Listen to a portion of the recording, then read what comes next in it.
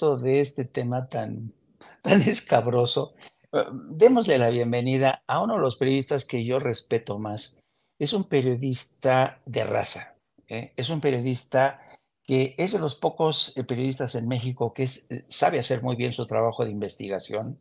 Y además, a mí me cae muy bien y lo respeto porque es de estos periodistas que se ha dejado muchos pelos en la gatera, ¿no? Que nos han pasado muchísimas cosas, que nos hemos caído, lo mismo que Paco Cruz, me refiero al maestro Ricardo Sevilla, al que le doy la bienvenida. Don Ricardo Sevilla, ¿cómo está usted, querido amigo?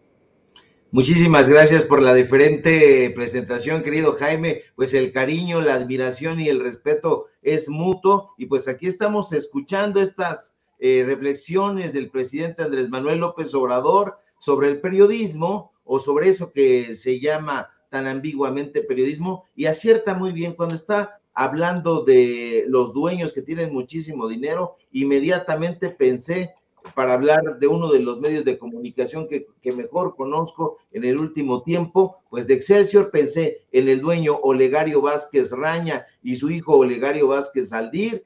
Después pensé en los gerentes, pensé en Ignacio Anaya, pensé en Pascal Beltrán del Río, y después pensé en las estrellitas que están alrededor, que pues son los que asumen esta pelea, esta vocería, por tener un dinero, diría yo, pues mal habido, francamente. No hay que buscarle otro adjetivo, mi querido Jaime, sino dinero mal habido. Y digo que es dinero mal habido porque se obtiene a base de engañar a la población, a base de esparcir rumores, a base de tergiversar la información. Y bueno, precisamente por eso nosotros hemos decidido ya desde hace mucho tiempo dejar a un lado ese periodismo que es a todas luces falso, que es un negocio de información. Se decía y se dice bien todavía que la información es poder, pero estos personajes están truqueando la información,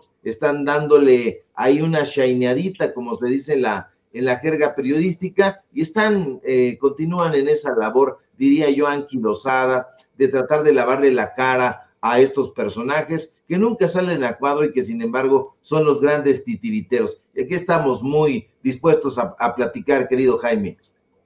Fíjate que lo que me llama mucho la atención, Ricardo, es porque yo decía que los grandes medios de comunicación, y por grandes medios de comunicación me refiero a los que tienen alcance nacional o se son de grandes tiradas, tienen este poder realmente de pues andar pastoreando a la opinión pública, ¿no? Pero de un tiempo acá, estos medios de comunicación han dejado de tener esa ascendencia, esa autoridad sobre la opinión pública de las mayorías, ¿no? Es fascinante cómo ahora la opinión pública de las mayorías depende de medios de comunicación pequeños, como sin censura, de hoy, por ejemplo, las voces de Ricardo Sevilla, de Paco Cruz, de Vicente Serrano, pues tienen una autoridad mucho más interesante sobre estas mayorías. ¿Qué es lo que ha pasado? ¿Qué es lo que ha pasado con estos grandes medios de comunicación? ¿Por qué la gente ya no les cree? ¿Por qué crees que pasó este fenómeno tan interesante en México? Pues fíjate que desde hace mucho tiempo, ya diría yo décadas, el pueblo de México recelaba, desconfiaba de estos personajes. Estoy hablando desde hace varias décadas porque esta desconfianza de los personajes como Joaquín López Dóriga o Ciro Gómez Leiva se remonta a las épocas de Jacobo Saludowski, este comunicador. Incluso le hicieron una canción en la banda Caifanes, refiriéndose a este ser que nos miente, a este personaje que salía y decía con una autoridad en ese momento, pues qué se pensaba, qué se creía. Pues evidentemente seguía una agenda, la agenda de Televisa, y bueno, pues desde ahí se recelaba, pero no había desafortunadamente contrapesos, aunque sí existían desde luego medios de comunicación. Eran medios de comunicación marginales que se distribuían prácticamente de mano en mano. Había una resistencia informativa, y bueno, pues todos estos lugares estaban de alguna manera vedados a la mayoría y no se podía acceder como hoy ya se puede hacer. Entonces, este fenómeno es como una reacción histórica, desde mi punto de vista, de un hartazgo de parte de la población que decía, ¿por qué tengo que ver y padecer a estos personajes desde hace tanto tiempo con estas mentiras, con estas estulticias? Y ahora agregarle a eso que han sido exhibidos, que han sido evidenciados en toda su estulticia, en toda su sevicia, en los contratos que tienen, en los cochupos que reciben, en las agendas que defienden, pues ha sido una parte muy refrescante de parte de la gente que ya quería un espacio como este, como el de Sin Censura, como el espacio tuyo, desde luego, mi querido Jaime, que también entras en esa pleyad de periodistas que tienen autoridad, que saben hacer su trabajo y que no se cuelgan de ninguna agenda, que no se necesita hacerlo realmente, porque el periodismo pues tiene una dinámica propia, y esa dinámica propia pues tiene que ver con la investigación, y bueno, pues es un periodismo que ya no se está practicando lamentablemente en muchos espacios, y cuando se practica a cuentagotas. Dices muy bien, hace rato te estaba yo escuchando con mucha atención, hay muchos colegas en el periódico Universal que merecen todo nuestro respeto, toda nuestra adhesión, sobre todo en la parte que se denomina en la jerga periodística la tropa. También en Excelsior hay muchos periodistas muy valiosos, que incluso vienen de las épocas en que ese diario era una cooperativa, entonces han logrado sortear eso, pero no los vemos en pantalla. Todos estos engendros que salen a pantalla, pues han sido reciclados por los dueños, porque saben perfectamente que su voz tiene un precio, y ellos les ponen como moneditas en la espalda y dicen, hay que decir eso, y lo dicen perfectamente. Y no es un rumor, mi querido Jaime, tú sabes perfectamente que yo hablo, digamos, a lo mejor sin tapujos, pero con cosas que yo conozco de primera mano, y eso sucedía. Hablaba en su momento Carlo Pini, o hablaba Ignacio Anaya, o alguno de los representantes de estos personajes, saltándose incluso al propio Pascal Beltrán del Río, al gran Gerardo Galarza, que también tuvo que padecer eso, y bueno, pues hablaban y decían, abre la columna de Francisco Sea, abre la columna de Yuridia Sierra, abre la columna de tal o cual personaje y coloca el siguiente párrafo. Y así se alquilan de una manera tan espantosa, tan miserable estos personajes, de tal suerte que solo verlos, la verdad, da urticaria, porque sabemos perfectamente que ese periodismo que practican, mi querido Jaime, tiene precio. Y lamentablemente, pues el periodismo, al menos el periodismo que nosotros conocimos, que nosotros tratamos de practicar a brazo partido, pues no tiene precio, o no debería tenerlo. Uno de los elementos que me han llamado mucho la atención en el curso de las últimas horas, a propósito de estos engendros, que son las cabezas parlantes que se encargan de sembrar tenebra, ¿no? Fíjate que estaba viendo un tuit de Adela Micha diciendo en su programa, un comentario editorial de Adela Micha, diciendo que Marcelo Ebrard se va a cargar el proceso de sucesión en Morena, ¿no? Llevando a un extremo casi, casi apocalíptico la actitud del pataleo de Marcelo Ebrard. Ayer mismo hubo forcejeos al interior de Morena para saber si se ponían o no de acuerdo. Y hoy se supone que van a dar más información, pero a mí lo que me gustaría que nos ayudes a entender o a comentar es estas ganas de realmente de colocar casi casi a Morena frente a un abismo por el pataleo que se ha aventado Marcelo Ebrard en esta disputa por la sucesión para convertirse en el sucesor de Andrés Manuel López Obrador. ¿Realmente Marcelo Ebrard va a ser capaz de dinamitar el proceso de sucesión? ¿Tú qué opinas, querido? Yo no creo que llegue a ese nivel, y me gustaría platicarlo detalladamente, mi querido Jaime, porque este es, muy bien dices, un pataleo, diría yo más, un berrinche, es el Marcelo berrinchudo, y bueno, pues ante ese berrinche de hoy, el presidente López Obrador sale a apoyar a la dirigencia de Morena, que usted sabe está llevando el proceso para nombrar al coordinador o coordinadora de la Cuarta Transformación. Y es que, mi querido Jaime, el proceso no ha sido nada terso. Las polémicas entre los aspirantes a la sucesión presidencial por Morena cada vez se tornan más tensas, se vuelven más agresivas. Y bueno, Marcelo Ebrard, por ejemplo, ha lanzado durísimas críticas al proceso interno de Morena. El ex canciller ya no se anda con cuentos, ya no se anda con eufemismos y ha salido a acusar a Claudia Sheinbaum de cosas muy graves, de acarreo, de estar pagando encuestas y de estar utilizando a la Secretaría del Bienestar.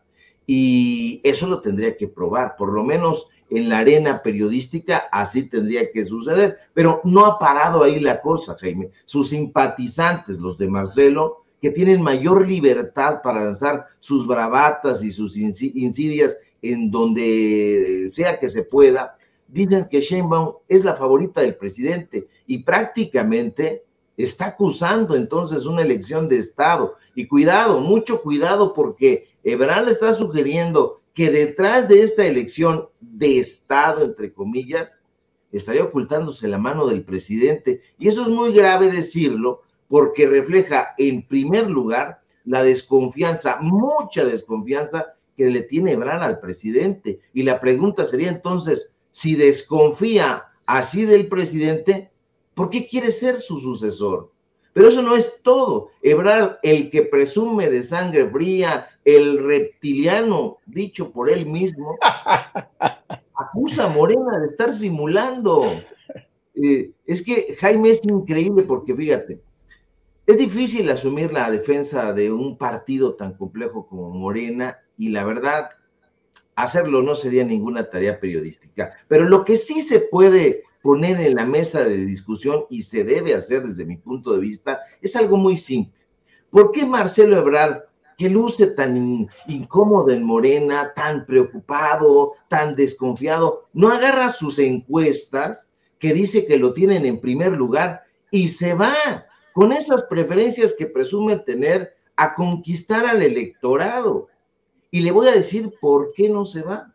Porque en realidad es mucho más fácil avanzar hacia la sucesión presidencial abanderado por el López Obradorismo.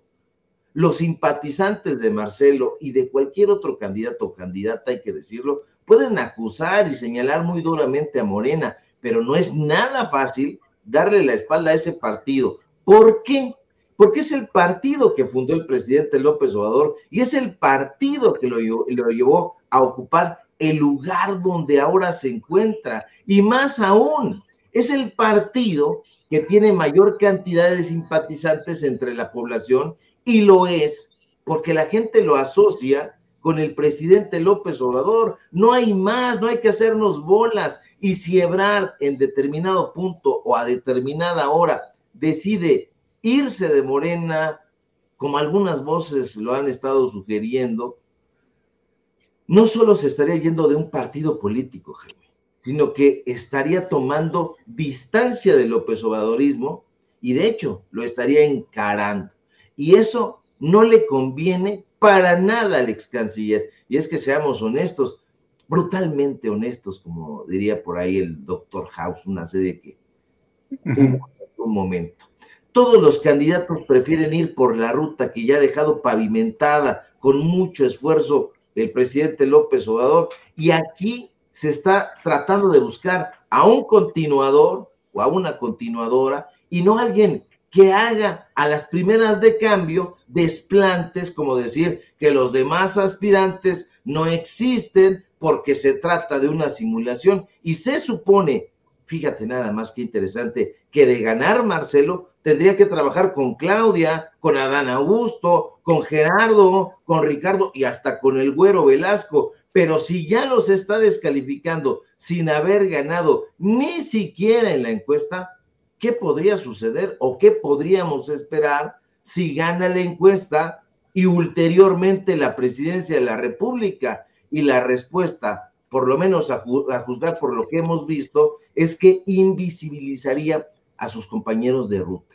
Y aquí se supone que Marcelo, Claudia, Adán Augusto, Ricardo y el Güero Velasco están trabajando para alcanzar un objetivo común, que continúe la Cuarta Transformación. Es decir, se supone que es una alianza política y estratégica para vencer a la derecha rampante que quiere regresar a toda costa al poder. Y si un partido, fíjese usted, o una serie de actores políticos acuerdan trabajar en alianza, es porque están de acuerdo en luchar en contra de un enemigo común. Están convencidos, se supone, de que el objetivo es luchar a brazo partido con quienes divergen radicalmente de las formas, de los métodos, de las estrategias, de otras opciones políticas. Y a decir esto, estamos hablando de unidad.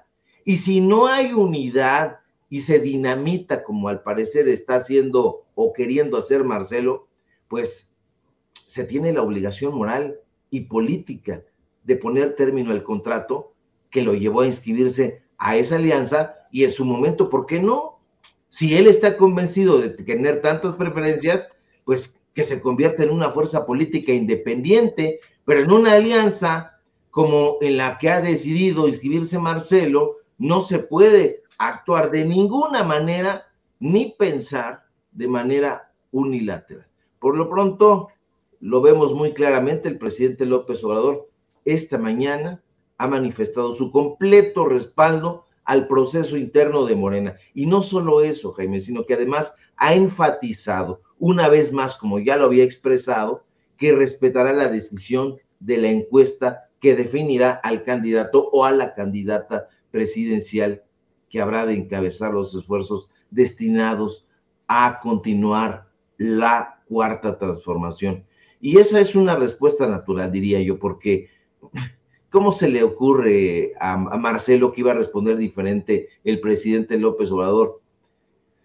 No podía responder diferente porque es, le digo, el partido que él fundó y se les dijo, él sabía cómo iba la cosa, no, nadie lo engañó. A Sheinbaum, a Ebrard, a Noroña, a Monreal, al Güero Velasco se les pidió que no cayeran en enfrentamientos y Marcelo, me temo, no ha cumplido.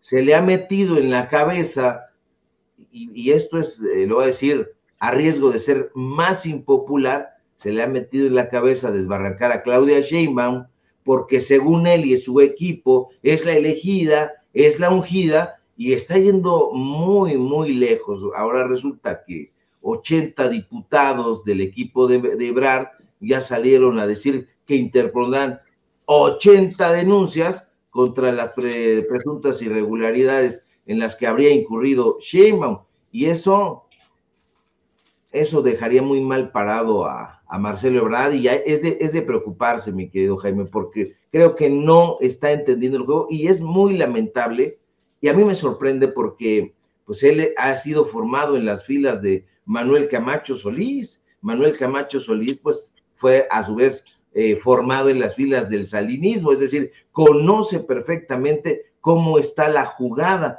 pero lo noto, a diferencia de lo que él dice, muy preocupado, desesperado incluso. Mira que montar este show al estilo UFC y poner el rostro de él y el rostro de Claudia Sheinbaum y decir, o es ella o soy yo, y mejor dicho, soy yo, pues eso ya habla de una desesperación brutal. Aquí se lo está usted viendo en su pantalla, es como el enfrentamiento. Ese es el futuro de México, según Ebrard, y no sé qué está pasando, no sé qué mundo está viendo, pero definitivamente está viendo como en Superman bizarro el mundo de manera muy rara, mi querido Jaime. Fíjate que a tenor de lo que has comentado, que es muy interesante tu reflexión, yo añadiría dos cosas, querido amigo.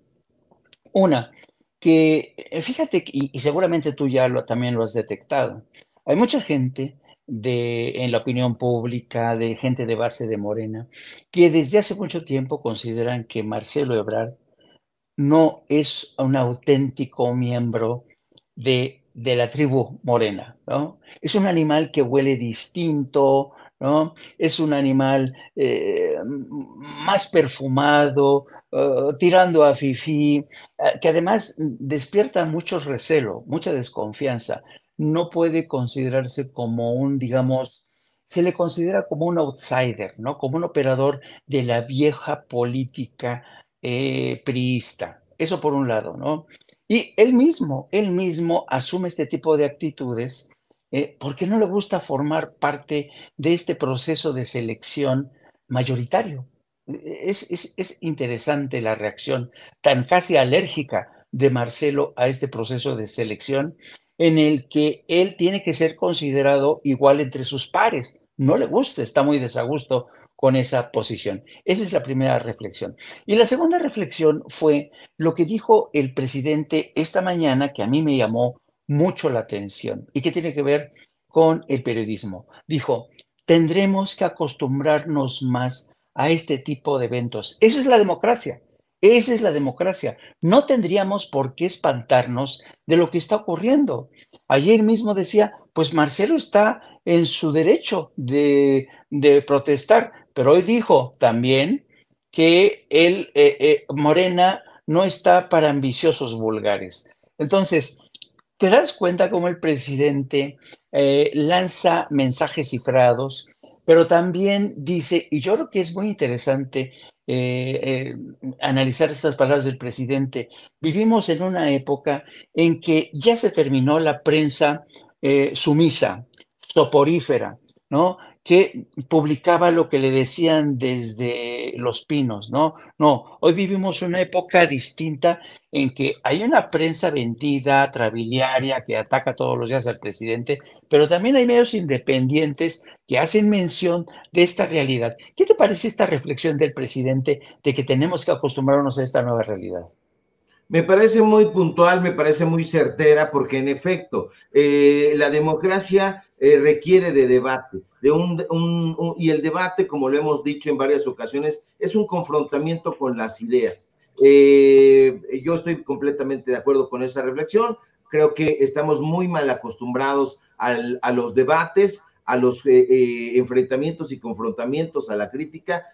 Hay como actores políticos que todavía están pensando como en el antiguo régimen, como se llevaba a cabo en el priato, es decir, pues un tapado, un dedazo, ese tipo de cosas. Y están esperando, incluso varios de ellos, hay que decirlo también, una señal del presidente López Obrador para que actuara de esa manera, con el dedo o destapando, y López Obrador se los ha dicho con todas sus letras, a eso ya no vamos a regresar, eso se acabó, yo me voy, yo me retiro, y la gente es la que va a decidir, y por supuesto que estos actores políticos, pues bueno, van a hacer de todo para poder ganarse la confianza o la preferencia de la gente. Lo que sí va a ser muy importante es que nos acostumbremos a ese tipo de eventos, pero que también nos acostumbremos a levantar la voz cuando no estemos de acuerdo y aportar datos duros cuando creamos que pues tal o cual personaje no representa a la izquierda o a la continuación de la cuarta transformación, o quitémosle cuarta transformación y dejémoslo simple y sencillamente en una transformación, porque se está transformando de la manera en que pedía Paulo Freire, el pensador pernambucano, el pensador brasileiro, este gran pedagogo, y él hablaba de una transformación en lo educativo, en lo cultural, y eso es lo que estamos viviendo en este momento, una transformación en muchos ámbitos. ¿Acaso habrá algunos en los que haya que meter el acelerador? Pero eso ya le corresponderá al sucesor o a la sucesora, dependiendo que elija el pueblo de México, y si hay que acostumbrarse mucho a eso. Creo que hacen falta menos espacios de opinión y más espacios de debate. Sí, es decir, la opinión, así como se está dando en esos lugares pomposos y, como decías tú muy bien, perfumados y de cuello duro y todo, pues se queda ahí nada más en una apreciación. Pero en el confrontamiento con las ideas se van revelando pensamientos muy interesantes que pueden marcar la ruta política, la ruta cultural, la ruta intelectual, y en estos casos, pues la ruta periodística también. Es decir, estamos viviendo un momento estelar, como parafrasea el presidente López Obrador a Stephen Zweig, y yo creo que aquí los personajes centrales, pues que no habían estado en la escena, o por lo menos no habían estado ahí en el escenario abiertamente, pues es el pueblo de México. había estado desafortunadamente tras bambalinas, y ahora esos actores perfumados pues han tenido que dejar espacio al pueblo de México, y el pueblo de México pues es muy crítico, es muy abierto y está completamente politizado. Lo vemos en estos espacios, todo el mundo tiene una opinión bien lograda, bien forjada sobre lo que está sucediendo en la realidad. Tienen una opinión sobre lo que está sucediendo en la Suprema Corte de Justicia de la Nación, tienen una opinión sobre lo que está sucediendo en la Cámara de Diputados, en el Senado de la República, están muy atentos a una conferencia presidencial. Eso es algo inédito en la historia de este país, que pues prácticamente nos enterábamos de lo que decía Ernesto Zedillo a través de su vocero, y así para atrás y para adelante hasta que llegó el presidente López Obrador, que es, hay que decirlo, pues un gran comunicador. Entonces, creo que sí nos vamos a habituar a eso. Ojalá que también nos podamos habituar a que haya un continuador con el peso, con el tamaño que tiene el presidente López Obrador, porque yo creo, y lo he dicho, que tengo la impresión de que no será de esa manera. Gane quien gane, creo que sí va a hacer falta la presencia del presidente López Obrador, y eso hace pues que ya esté colocado en la historia. Y bueno, si lo hubieran puesto en el libro de textos, si Marx Arriaga hubiera puesto eso en los libros de textos, se hubieran enojado más, se hubieran enardecido en grupos Santillana, mi querido Jaime. Así es. Pues, y yo creo que en esta nueva realidad política y mediática de México, Ricardo Sevilla se ha ganado un lugar propio porque se ha convertido en el azote de funcionarios corruptos. Y yo creo que gracias a Ricardo Sevilla renace en México la esperanza del periodismo de calidad, de periodismo de investigación. Querido Ricardo, gracias por estar aquí con nosotros. Te pido que nos compartas cómo puede seguirte la gente. Muchísimas gracias, mi querido Jaime, por tan diferentes palabras, como siempre. Sabe que te respeto muchísimo y admiro tu trabajo, tu compromiso con el periodismo. Y bueno, síganme ustedes en mis redes sociales, en Twitter, @SevillaCrítico, en Facebook, Ricardo Sevilla, así nada más. Síganme en Paralelo 24, este portal de noticias que tenemos, donde publicamos investigaciones precisamente periodísticas. Síganme en Los Datos Duros. Hoy tenemos informativo en punto de las 8:30, y por supuesto aquí en La Familia Sin Censura, donde somos orgullosamente miembros y nos creemos mucho, como dicen aquí en mi barrio, porque tenemos a maestros como Jaime Hernández, que la verdad pues es un agasajo tenerlo como amigo, y pues aquí en la conducción de este programa tan importante. Va, un fuerte abrazo, mi querido Jaime, y estamos pendientes a la información. Un abrazote, querido Ricardo, mi querido Ricardo, un gran periodista, de verdad, yo lo admiro mucho. Bueno, y